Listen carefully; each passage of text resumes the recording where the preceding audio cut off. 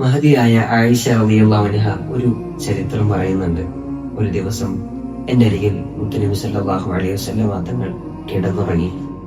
രാത്രി ഞാൻ ഉറക്കത്തിൽ നിന്ന് ഉണർന്നപ്പോൾ മുത്തുനബി സല്ലല്ലാഹു അലൈഹി വസല്ലം തങ്ങളെ എന്റെ അടുത്ത് കണ്ടില്ല.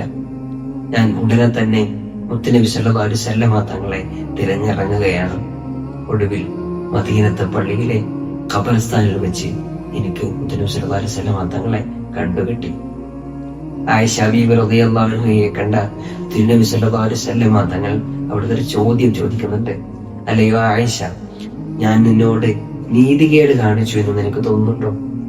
നീതിമാനായ മുത്തുനബി സല്ലല്ലാഹു അലൈഹി വസല്ലം തങ്ങളോട് ആയിഷ ബീബി റളിയല്ലാഹു അൻഹ പുഞ്ചിരിയോടുകൂടെ ഒരു കുശലം പറയുകയാണ്. നിങ്ങളെങ്ങാനും നിങ്ങളുടെ മറ്റു ഭാര്യമാരിലേക്ക് പോയി എന്ന് ഞാൻ ചിന്തിച്ചു പോയി. ആ രാത്രിയിൽ മുത്തുനബി സല്ലല്ലാഹു അലൈഹി വസല്ലം തങ്ങൾ ആയിഷ ബീവിക്ക് കൊടുത്തൊരു മറുപടി ഉണ്ട്. ഈ രാത്രിക്ക് ഒരു പ്രത്യേകതയുണ്ട്. അള്ളാഹുവിന്റെ പ്രത്യേകമായ കരുണാ കടാക്ഷം ഒന്നാം ആകാശത്തിൽ അവതരിക്കും. കൽപ്പഗോത്രത്തിലെ ആട്ടിൻപറ്റങ്ങളുടെ രോമത്തേക്കാൾ കൂടുതൽ ആളുകൾക്ക് അള്ളാഹു തആല പാപമോചനം നൽകും.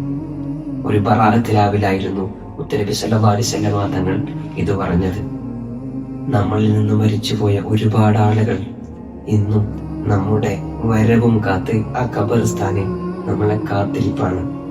നമ്മുടെ പ്രാർത്ഥനകൾക്ക് വേണ്ടി അവരെ നമ്മൾ മറന്നുകൂടാ.